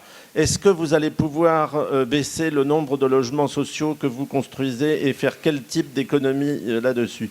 Et ligne à ligne, on se faisait hacher. C'était une mission préparatoire. Nous ne sommes pas tombés sous la coupe du Fonds monétaire international. Mais je m'en souviens encore, et le pari qu'on a pris à la fin est toujours tenu, parce que ça avait été un peu vif comme discussion. Et du coup, je lui ai dit que je ne mettrais plus jamais de sucre dans mon café pour célébrer cette discussion. Je n'en ai jamais remis depuis. Mais si on peut éviter que ces gens-là remettent les pieds dans nos affaires, si on peut éviter de se retrouver sous tutelle de la célèbre Troïka, et si on a la possibilité de faire nos choix et d'organiser à suffisamment long terme nos décisions pour que nous n'ayons pas à avoir ce genre de situation. Une observation fondamentale, c'est que la dette, c'est une préférence pour le présent. La dette, c'est le fait qu'on veut pouvoir payer ses médicaments tout de suite, avoir des médicaments tout de suite et les payer beaucoup plus tard. Et le défaut fondamental des politiques publiques qui nous est reproché par les marchés financiers qui nous financent depuis des années en Europe occidentale, zone euro ou pas zone euro, c'est que nous avons une préférence pour le long terme qui est trop faible. Nous avons une préférence pour la dépense, une préférence pour la consommation, et je suis d'accord, la préférence peut être par la baisse d'impôts absurde ou par la dépense publique pure, hein, ça peut revenir au même. Mais nous avons une préférence pour le temps immédiat, une incapacité de préparer l'avenir par des décisions longues. Le long, c'est le temps de la recherche. Le long, c'est le temps de l'éducation. Nous ne savons pas faire cela. Et nous avons besoin de faire des ronds-points et de dépenser de l'argent en prestations sociales immédiates. Quand ce schéma-là se poursuit pendant 3 ans, 5 ans, c'est pas très grave. Quand il se poursuit pendant 25 ou 30 ans, nous accumulons à un point tel que mon petit graphique, que j'espère vous n'avez pas oublié, sur les 100% de dette sur PIB que nous avons aujourd'hui dans ce pays, nous en avons à peu près 70-75 qui est détenu en dehors de la France. Ce n'est pas nous qui avons financé nos propres déficits, c'est l'étranger, c'est la veuve d'Arizona, c'est le fonds d'investissement chinois, c'est les gens qui, au Canada, à travers les marchés financiers, nous prêtent, nous font confiance et nous permettent de maintenir notre niveau de vie. C'est ça l'enjeu de l'ensemble de l'équilibre que nous avons à défendre. Et sur le point de la stratégie à mener, je pense que la situation est assez simple parce que vous imaginez quelque chose comme l'ascension très difficile d'une montagne extrêmement élevée et extrêmement rude. À un moment donné, vous avez une crête, vous avez un précipice à droite et vous avez un précipice à gauche. Si vous tombez dans l'incapacité de vous refinancer, vous êtes dans la situation de catastrophe instantanée. Si vous tombez dans la non-croissance, ce que vous disiez tout à l'heure, la crise s'aggrave, vous fabriquez du déficit de la même manière. Vous pensez donc que il va falloir marcher sur cette ligne de crête. Vous pensez donc que les politiques de réduction des dépenses publiques mises en place par les différents gouvernements Fillon ont été positives? Est-ce que c'est justement cette ligne de crête a été respectée, on n'est pas tombé d'un côté ou de l'autre? Je pense qu'elles ont eu un très très grand mérite qui est de ne pas faire tomber la France dans la récession pure. Je pense en revanche que les politiques de dépenses publiques qui ont été menées ont été, au sens double, fiscal et dépenses budgétaires, je pense que ces politiques portent une part de responsabilité dans la situation actuelle. Nous sommes incapables d'imaginer qu'on peut beaucoup mieux gérer. Une petite anecdote de journaliste, si j'ose dire. J'ai une amie dont le papa est centenaire. Ce papa a des douleurs de hanches qui le handicapent considérablement. C'est elle qui a dû s'opposer à ce que l'hôpital lui fasse une prothèse de hanche financée par la sécurité sociale. Est-ce que vous croyez logique que dans un pays, on ait un système de dépenses, et comme ça, j'en ai plein les poches. Est-ce que vous croyez logique que dans un système comme le nôtre, notre système de sécurité sociale n'ait aucune régulation concernant ce type de dépenses? Il y a quelque chose... S'il vous plaît, s'il vous plaît. Alors, justement, donc, j'ai entendu crier l'humain d'abord, donc le nom du programme du Front de gauche. Monsieur Généreux, vous avez signé en 2011 le livre « Nous, on peut », dans lequel vous expliquez, selon vous, des façons de sortir de la crise actuelle. Alors, si on peut afficher, vous détaillez en quatre axes principaux. On n'aura pas le temps de les aborder tous. Mais le deuxième axe est élimination d'une part du stock de la dette publique. Donc, on voit bien que vous non plus n'estimez pas estimer nécessaire de réduire le volume de cette dette. Alors, expliquez-nous comment vous faites pour faire cela sans passer par une cure d'austérité.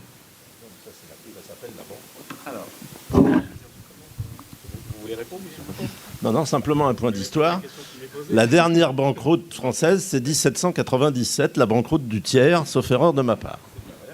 Vous voulez répondre à ma question? Puis l'Argentine a quand même eu beaucoup de mal il y a quelques années pour revenir auprès des emprunteurs. Donc, Voilà, quelqu'un d'autre? Non, allez-y, monsieur Généreux. Bien. Voilà. Alors, oui, je suis professeur. Mais professeur, ça donne de temps en temps aussi des leçons de politesse.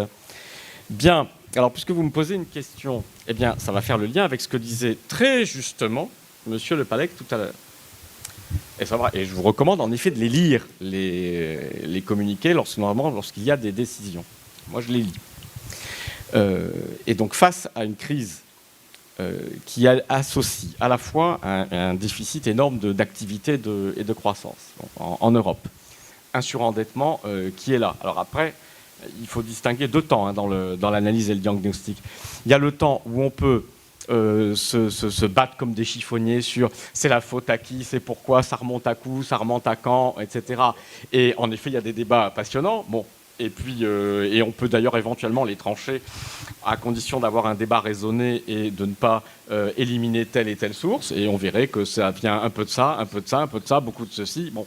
Et à la limite, on peut arriver, peu importe, ou ne pas arriver à un accord. Mais une chose est certaine, c'est que peu importe la cause, l'origine, le machin, savoir si c'est Solon qui a commencé au VIe siècle avant Jésus-Christ en commençant le premier à annuler des dettes et donc à laisser entendre que peut-être après tout, comme on n'était pas obligé de rembourser ses dettes. Bon, alors vous voyez, ça remonte loin cette histoire-là. Bon, il y a un moment où quand vous êtes dans la situation où se trouve la Grèce, où se trouvent d'autres États, où le surendettement est là, et la crise est là, et le chômage est là, et les 35% de pauvres en Grèce, et les 27% de chômeurs, il faut en sortir. Et la question n'est plus de savoir si de faire une exégèse et de s'entendre sur c'est la faute à qui, mais de savoir comment on en sort d'une manière qui soit efficace économiquement, qui soit soutenable. Bien. Alors, là où, justement, il y a une vraie difficulté, et c'est là que je dis que c'est un exercice impossible, justement, lorsqu'il s'agit pour une agence de notation d'avoir une évaluation sur quelque chose qu'elle ne peut pas évaluer fondamentalement. Voilà, c'est lui demander quelque chose qu'elle ne peut pas faire. Et donc, évidemment, déjà qu'on lui donne finalement une injonction paradoxale, puisqu'elle ne peut pas la satisfaire pleinement, en lui demandant de noter la politique publique d'un État, elle ne peut elle-même qu'énoncer des formes d'injonction paradoxales. Ça a été très justement décrit, et de manière très très honnête. C'est-à-dire que l'agence de notation dit, vu le niveau de surendettement et le rythme, si vous continuez comme ça, ben c'est sûr que c'est la banqueroute assurée, donc on prévient les investisseurs, ça vaut plus rien. Bon, donc on dégrade la note, c'est une évidence. Bon. Et en même temps, elle dit oui, mais attention, si vous en tirez comme conclusion qu'il n'y a qu'à diviser les salaires des Grecs par deux, supprimer leur retraite, tant que vous ne les tuez pas, hein, et qu'il faut quand même que votre peuple vive et votre économie survive, ça ne va pas être la solution, parce que si vous déclenchez une récession en Europe et que vous restez dans la récession, vous ne vous en sortirez pas davantage. Et auquel cas, d'ailleurs, très honnêtement, elles préviennent, et elles disent parfois, et nous pourrions être amenés éventuellement à revoir également la note à la baisse s'il apparaissait que l'ensemble des politiques qui sont menées sont de nature à enfoncer l'Europe dans la récession. Évident, et c'est un jugement économique parfaitement pertinent. Donc, alors d'un côté, vous êtes les politiques publiques qui ont cette évaluation, cette note. Vous avez quoi comme injonction, j'emploie le mot comme ça parce que j'aime bien le terme d'injonction paradoxale de l'école de Palo Alto, qui dit bien dans quelle situation on met parfois des acteurs d'un système comme le pauvre monsieur le Pallec, qui de toute façon, quoi qu'il fasse, de toute façon, ça ira pas. Et vous avez en face des hommes politiques, s'ils doivent suivre ça, et de toute façon, ça n'ira pas. C'est-à-dire que s'ils ne prennent pas rapidement, effectivement, des mesures de nature à faire baisser rapidement les déficits publics et la dette, il y aura toujours une bonne agence de notation pour dire « Ah ben ça ne réduit pas assez vite », ce qui est vrai objectivement, et il y a un risque de dégradation de la note. S'ils prennent des mesures dans la précipitation, justement, pour essayer à tout prix de donner le signe au marché, notamment, qu'ils sont déterminés à réduire la dette publique, ils vont faire quoi? Ils vont commencer par faire des politiques d'austérité, pour montrer qu'ils sont prêts à payer le prix, à faire les sacrifices, etc., pour assurer les marchés. Mais le résultat, comme ils entraînent de la récession, eh bien, quelques semaines après, vous avez une agence de notation qui dit « Ah oui, mais là, attention, vu l'évolution de l'activité et vu la récession que vous provoquez, eh bien, vous serez à nouveau dégradé. » Donc, on voit bien que arrêtons d'en parler, en quelque sorte, car nous sommes là, surtout quand on est dans une situation de crise. Encore, je veux bien qu'on note des pays en situation qui repartent en calme, mais quand on est dans ces situations-là de crise, on ne peut pas. Et donc, vous avez dit une chose très juste qui nous guide. Parce que ça met bien le dilemme. Le dilemme, c'est qu'il faut trouver un moyen à la fois d'alléger la dette, d'allumer ce que je dis, éliminer une partie du stock de dette qui est en excédent, mais en le faisant d'une manière qui ne réduise pas drastiquement, qui ne réduise pas l'activité, parce qu'on sait que ça, à court terme, ça ne fait qu'aggraver le problème. Donc il faut trouver un chemin de croissance économique, de soutien de l'activité de l'emploi, qui dégage des marges de manœuvre financières pour être consacré en partie, et pour une part non négligeable, à l'épuration d'un excès de dette. Bien. Alors comment on fait concrètement? Parce qu'après, une fois qu'on a compris la logique et l'inspiration, et qu'on est bien d'accord, techniquement, après, c'est simple. Bon. D'abord, je l'ai dit, le réarmement des ressources publiques de l'État. Quand vous supprimez cette dépense, la première dépense inutile des États, c'est la dépense fiscale. Alors, pas tout. Il y a une part de dépenses fiscales, il y a certaines exonérations qui sont très utiles à la recherche, à tel investissement, etc. Il faut les garder. Tant que ça aide et que ça permet plus d'activités, d'emplois, etc., et que c'est écologiquement soutenable, c'est très important pour moi, pourquoi pas? Il se trouve que ce n'est pas la majorité. Voilà, que l'immense majorité de ces exceptions fiscales consiste simplement à ne pas faire payer l'impôt normal qui est dû sur des intérêts, sur des dividendes, sur des patrimoines, etc., sur ces opérations de cession, sur des plus-values. Donc, premier point. Donc vous récupérez. Alors si vous récupérez 100 milliards, 120 milliards sur les niches fiscales qu'il y a dans ce pays, c'est parfaitement possible par an, oui. Puisque l'inspection générale des finances elle-même dit qu'il y en a 70 milliards au moins qui ne servent à rien, et nous pensons que son estimation est peut-être un peu en dessous de la réalité, sur la masse. Bon. Donc on peut récupérer. Ça n'est pas une ponction sur l'activité, comprenez bien, sur la dépense, etc. Au contraire, c'est une redistribution de sommes qui vont pour le moment simplement dans l'accumulation de patrimoine financier ou immobilier de gens très riches, et donc ils n'ont aucune utilité pour le développement de notre économie et pour notre emploi. Il s'agit de le retransférer vers des investissements dans les PME, dans la recherche, dans des infrastructures, dans la reconversion écologique de notre appareil industriel, dans la reconversion de notre habitat aux normes environnementales, bref, dans toutes choses qui vont créer immensément d'activités, d'emplois et de croissance. Bien. Donc on retrouve des ressources fiscales, d'une part. Il y a d'autres réformes. Nous proposons aussi une réforme de l'impôt sur le revenu, comme vous le savez, très progressif, qui peut rapporter 20 milliards d'euros, sans faire peser une charge beaucoup plus lourde sur la grande majorité des contribuables, mais en faisant peser, il est vrai, sur les très hauts revenus, une charge beaucoup plus lourde, puisque à partir de 20 fois le revenu médian à peu près, nous créons une tranche à 100%. Bon. Ce n'est pas ça qui rapporte le plus, ça rapporte quand même un peu, mais c'est surtout le fait d'avoir une logique cohérente d'un impôt extrêmement progressif, étalé, qui limite tous les effets de seuil quand on n'a que quelques tranches. Bien. Donc, trouver les ressources fiscales. Quand vous avez des ressources, un État qui a des ressources, qui ne fait pas ce que la Grèce a fait, pas faire payer l'Église, pas faire payer les armateurs, pas faire payer l'impôt, tout simplement, pas faire payer les professions libérales, non, si vous ne payez pas l'impôt et que vous continuez à dépenser, bon, alors... réarmement fiscal et des ressources financières. Alors déjà, quand vous avez ça, vous avez les moyens d'en consacrer une part importante au remboursement de dettes, pour celles qui doivent être remboursées, et une part importante pour investir. Alors comment on élimine dans les cas de crise, et la France n'est pas forcément dans cette situation-là, mais le cas de la Grèce est évident, le stock excédentaire de dette publique en surendettement. On l'a vu, nous le disions depuis le début.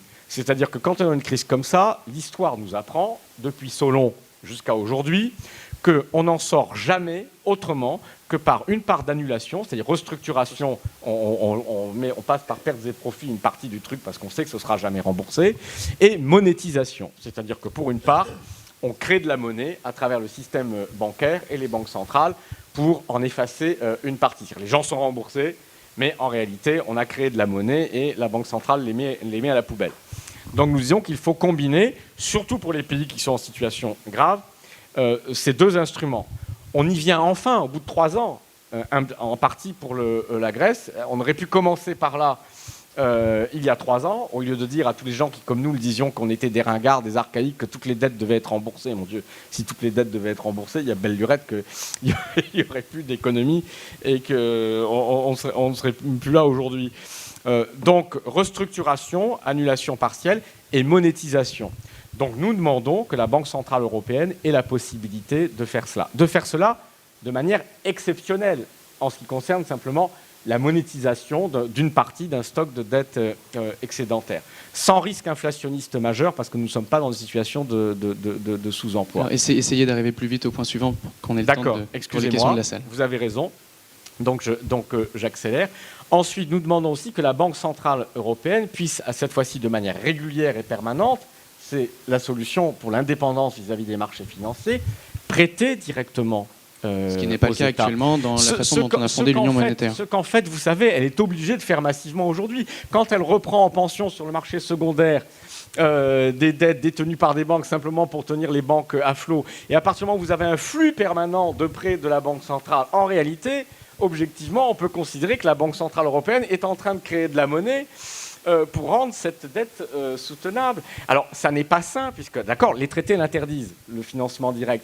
Mais en fait, on est en train de contourner les traités avec pour seul effet quoi ? Eh bien, de verser des intérêts, ce qui est très bien pour les banquiers, les financiers, mais donc pour augmenter des profits financiers, donc en pure perte pour l'intérêt public. Donc dénonciation de certains traités. Donc il faut que la Banque centrale le fasse directement, donc nous devons dénoncer et renégocier avec nos partenaires cette dimension-là des traités, de manière à, c'est ce que nous appelons nous c'est un des éléments de la renationalisation du financement de la dette publique. Si vous pouvez recourir aux banques centrales, si vous émettez des emprunts, par exemple la France est un pays avec un taux d'épargne de 17%, qui a de l'épargne. Si on fait comme les Japonais, c'est-à-dire qu'on met des emprunts, mais sur un marché local, ou au moins dans la zone euro, uniquement auprès des résidents de la zone euro. Alors vous n'êtes plus sous la dépendance de tous les mouvements qui peuvent agiter la spéculation sur le marché comme les Japonais, financier. On se finance essentiellement auprès de ces Et vous locaux. avez votre indépendance financière. Donc ces instruments de reprise en main de la finance associés aux instruments de soutien de l'activité et de l'emploi, ça permet à la fois de sortir de la crise par l'activité et par l'emploi, par l'austérité, mais sans négliger, parce que vous avez raison, le problème réel qu'il faut pouvoir consacrer à nouveau des ressources au désendettement et à la réduction importante de notre taux d'endettement. D'accord, donc on est... Ok. Eh bien, on va passer, à moins qu'il y ait une rapide réaction, rapide, s'il vous plaît. J'emploie des mots parce que j'ai une culture un peu, historique. Alors donc, j'ai compris que effectivement, le mot élimination d'une part du stock de dette publique, ça s'appelle banqueroute. Ça s'appelle faire banqueroute sur une partie de sa dette en refusant de la payer. Et deuxièmement, demander à tous les gens qui sont porteurs de dettes libellées sur cet état-là, d'accepter la perspective d'une inflation tout à fait significative. Donc ils seront peut-être remboursés sans la banqueroute, mais ils seront remboursés en monnaie de singe. C'est exactement la politique que la France a menée entre 1792 septembre et la création du franc germinal 10 ans plus tard. Il y a un défaut dans le système, dans la proposition, il y en a un sur lequel je passe, mais qui est secondaire, si j'ose dire, qu'il faudrait que les autres soient d'accord pour qu'on fasse cette politique. Sinon, il faut avoir une armée assez puissante pour faire régler les problèmes de dette. Mais comment on fait le lundi après-midi quand on a besoin de lever, on lève combien ? On lève 300 milliards. 1 milliard par jour, tous les 15 jours. Donc on a besoin de lever 10 ou 15 milliards ce lundi après-midi-là. Et on a annoncé aux gens, un, qu'on va faire banqueroute, ils ne vont pas être remboursés sur le capital, et deux, que pour le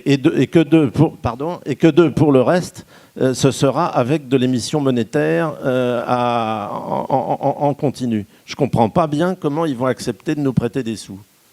On n'arrivera pas à vous mettre d'accord. Bien, on va passer au petit jeu des mardis, puis après on laissera la parole au public, si vous le voulez bien. On va poser... alors, rapidement, pour le petit jeu des mardis, on va vous présenter 2-3 propositions. Vous êtes dans la peau d'une agence de notation et vous êtes en mesure de noter ces propositions. Voilà. Donc, première... De AAA à CCC, voire D. Comme une agence de notation. Première proposition.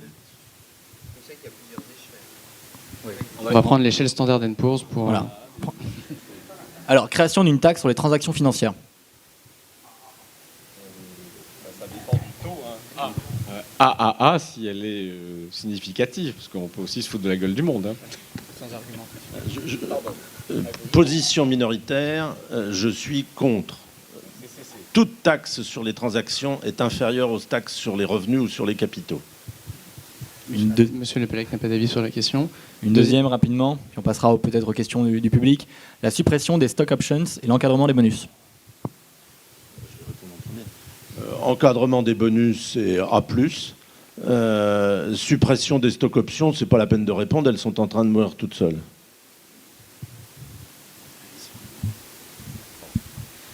Suppression des stock options, oui. AA, il faut dire, c'est ça. Voilà. Sauf peut-être pour quelques... Mais malheureusement, c'est plus à ça que ça sert. Hein.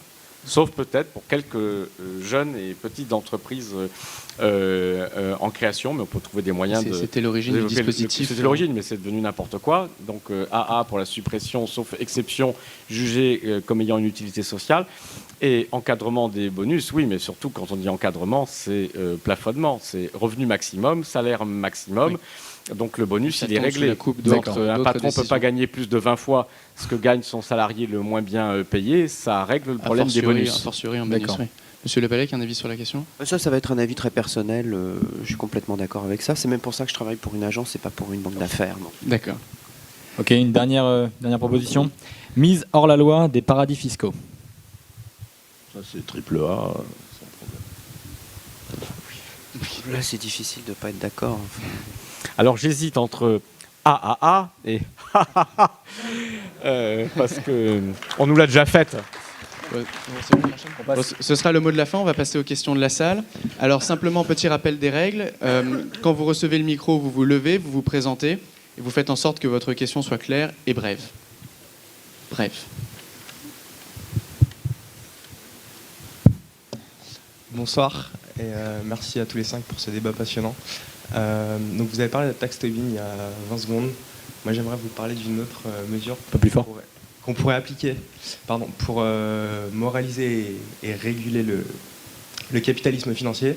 C'est un éventuel retour au Glass-Steagall Act qui a existé aux États-Unis. Donc j'aimerais que vous nous donniez votre analyse sur la faisabilité et la pertinence d'une telle séparation en France. Qui consiste en la séparation donc, des banques d'activité de marché et les banques de dépôt. Donc, très, très rapidement. Je peux commencer parce que je serai très rapide. Sans remonter au Glass-Steagall, il y a une commission au Royaume-Uni qui s'appelle la commission Vickers qui a accouché de recommandations qui ne sont pas très loin de ça et qui vraisemblablement vont aboutir à la séparation entre les activités de marché et les activités de banque de détail. Donc c'est pas la peine de remonter au Glass-Steagall, vous suivez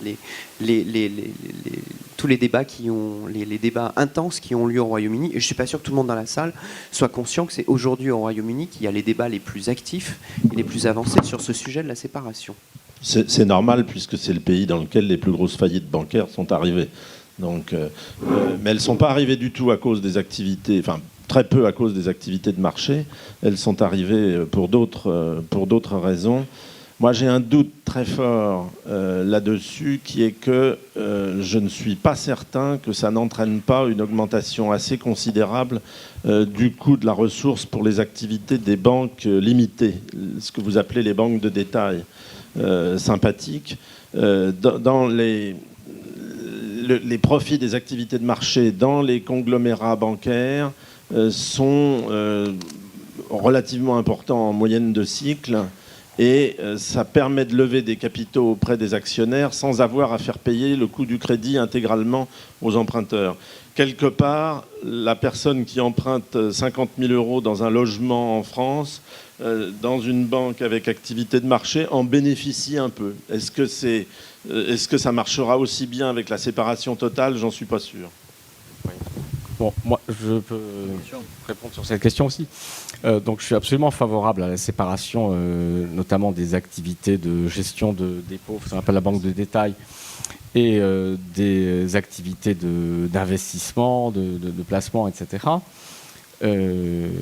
En étant en même temps clairement conscient que, si ce n'est que ça, parce que je vois que certains autres dans le débat public ne jurent plus tout d'un coup que par la séparation banque d'affaires ou d'investissement et banque de dépôt, Mais si on ne fait que ça, ça ne change pas grand-chose en soi, ce n'est pas fondamental. Ceci n'a de sens que dans le cadre général d'une reprise en main de la finance, d'une re-régulation qui définit aussi le type d'instrument financier. On parle stock options, CDS, dans quelle mesure c'est autorisé, pas autorisé, etc.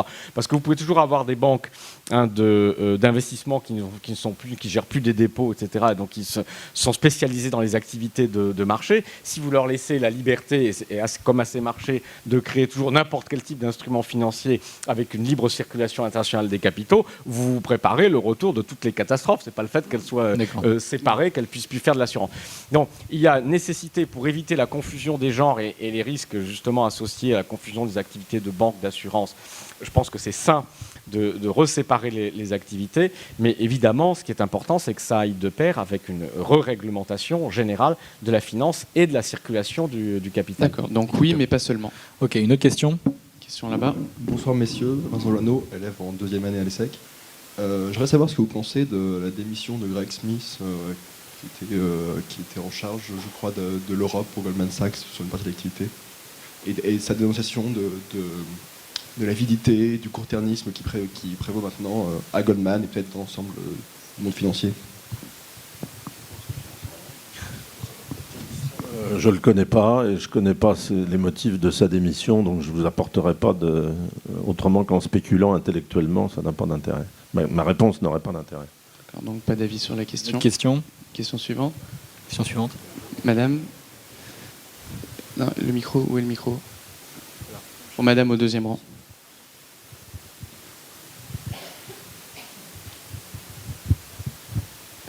Allez-y, sur votre droite. Oui, bonsoir. Intervenir tout à l'heure. Levez-vous, présentez-vous, s'il vous plaît. D'accord. Je m'appelle Retouir, diplôme en sciences politiques et en droit européen à la Sorbonne et à l'Université de Santiago de Compostelle, et en ce moment en formation à l'ENA. Et je vais faire une petite explication de mon comportement de tout à l'heure. D'ailleurs, je m'excuse. Mais il y a certaines choses qu'il faut quand même comprendre et qui révèlent un peu les esprits, en tout cas les miens et beaucoup d'entre autres. Et je suis d'un pays qui, en 2007, mais c'est Daniel Boudon a dit que c'était un exemple de la croissance et une expérience de gestion, et qu'on était dans un exemple de l'économie. Ce pays, c'est l'Espagne. L'autre pays que vous avez nommé, que vous avez dit ça s'appelle l'Irlande. Ces deux pays, en ce moment, sont un taux de chômage de 30-35%, 3 millions de personnes sans aucune source de revenus, 7 millions de chômeurs et un boom immobilier pour l'Europe. Pour un soutien total depuis le gouvernement Mitterrand, que vous avez fait partie, et ensuite tous les gouvernements français et européens ont soutenu la politique économique des différents gouvernements espagnols. Et la bulle économique, la bulle est... excusez-moi une seconde. La bulle de la spéculation dans les bâtiments et mettre l'accent qu'effectivement c'était le cas en Espagne, en Portugal, sur la construction, la spéculation en la construction. Ça fait depuis les années 60 que ça s'est fait en Espagne. C'est pas d'hier.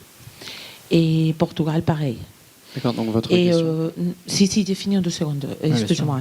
Moi, je vais revenir. Et personne n'a rien dit jusqu'à 2008. C'est quand même étonnant. On était l'exemple du bon vouloir, du bon faire et de la bonne sagesse économique. On était noté par tous les agences de notation comme un pays très solvable. Pareil que l'Irlande. Mais j'ai dit ça parce que vous parlez de la culture historique. Donc moi, j'aime bien ce terme, on va parler de la culture historique.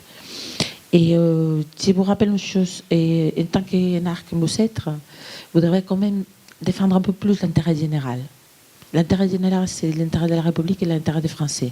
L'intérêt d'une collectivité, d'un peuple, pas d'une minorité. Et donc, quelle est votre question? Je vous rappelle la phrase de la salle Erignac, la phrase du préfet qui a dit sur l'intérêt général et les buts de l'État, qui évidemment vous avez oublié. Et il y a beaucoup de choses que je voudrais parler, mais je vais surtout parler et faire une question sur la question de la Grèce. Parce qu'on a parlé ce soir, vous avez parlé ce soir. Et oui, j'y arrive. Ne vous inquiétez pas, j'y arrive. Des questions toujours, j'ai plein de questions d'ailleurs. Et je pouvais passer la soirée à poser des questions, mais je ne vais pas les faire. Je vais pas les faire, ne vous inquiétez pas. Et quand on parlait de la Grèce, on parlait d'une gestion très mauvaise, que ce soit par la part des banques ou par la part du gouvernement. On a sorti une série de plans d'austérité de la part de l'Union européenne, de la part du FMI, de Banque européenne, de la BCE, et de la part du Banque mondiale internationale. On a dit, des années auparavant, c'était quand même aussi un modèle de croissance par beaucoup d'entre vous. Quelle est votre question ? Ma question, c'est pourquoi jusqu'à il y a 2 ans, la Grèce était dans les critères de Maastricht et entrée à l'euro, était un modèle de croissance, et aujourd'hui, c'est la dette la plus grosse de l'humanité. Jamais un pays a eu une telle dette. Merci. Il y a une telle pauvreté. Non, j'ai pas fini. Et là, vous avez posé votre question. Non, mais 2 secondes. Mais quand même, un petit peu, quand même. Un peu de tolérance, un peu de... Oui, on va l'inviter. Merci madame. Donc, on a compris, je pense, votre question qui porte sur la Grèce. En général, c'est pas drôle la pauvreté des gens, mais c'est la misère des gens, c'est pas drôle. Et c'est pas un sujet des. Si vous voulez que M. Bouton réponde. De se moquer. Et donc, est-ce que je voulais savoir si on est parti en 2008-2007 d'une analyse des 3 pays, Portugal, Irlande, Grèce, et on a dit que la gestion de l'Islande, que c'est ma deuxième question et j'ai fini, est très mauvaise. L'Islande n'a pas donné un centime aux banques. L'Islande a fait juger les voyous et est sortie de l'euro. L'Islande a le taux de croissance plus grand de l'Europe. Et ils sont en train complètement de remonter son économie. Je voulais savoir votre avis sur ça. Merci beaucoup. Merci. Juste une remarque extrêmement brève, qui est que dans des démocraties, il est extrêmement compliqué de regarder la réalité en face et de proposer au peuple de traiter la réalité. L'illusion et le rêve sont toujours des tentations extraordinaires. Dans le cas de l'Espagne, un certain nombre de gens, un certain nombre de banques, un certain nombre d'économistes avaient averti le gouvernement espagnol ou la Banque d'Espagne, à partir de 2004-2005, du fait que la bulle immobilière allait se terminer en explosion. Le gouvernement espagnol a considéré qu'il n'avait pas les moyens de prendre des décisions pour réfréner la bulle immobilière. Dans le cas de la Grèce, on est dans un cas qui est un peu particulier, puisque les chiffres économiques, statistiques de la Grèce, produits aux agences de notation, aux banques et à tout le monde, ces chiffres étaient faux. Donc ça, c'est quelque chose de tout à fait spécial sur lequel il faut prendre... Enfin, je crois que la Commission européenne a pris des mesures, mais quand le chiffre de base est faux, la somme des raisonnements et des décisions peut l'être ensuite.